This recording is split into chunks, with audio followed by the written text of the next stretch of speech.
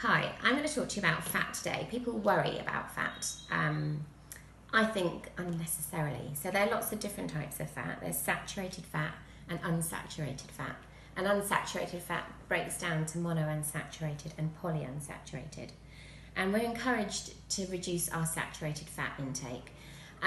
There's been a lot of new research recently to say that it's not as dangerous as we thought it was, but it's probably a good idea not to eat huge amounts of animal fat. But don't worry as much as people tell us that we should.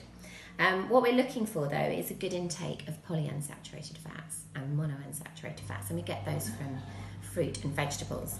The issue around polyunsaturated fats is they're often used in processed foods, and once they've been heated, they're damaged, and that's what causes heart disease. So once they're damaged, they turn into trans fats, and that's what we want to be lowering in our diet. So lowering our exposure to trans fats. So if you cut out processed foods, you'll automatically be lowering your intake of trans fats. I wanted to talk to you about food labels on fat though, because there's some fantastically nutritious food out there that's really high in fat, in particular nuts and seeds.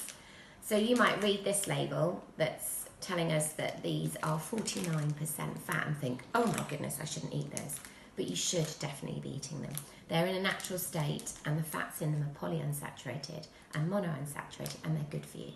So don't be scared off by natural products like nuts and seeds that are high in fat.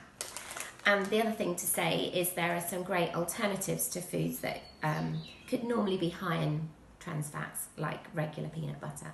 If you buy products like the Meridian products, they only use the nuts to make the nut butter, whereas cheaper brands would be using palm oil, which is not good for us or good for the environment.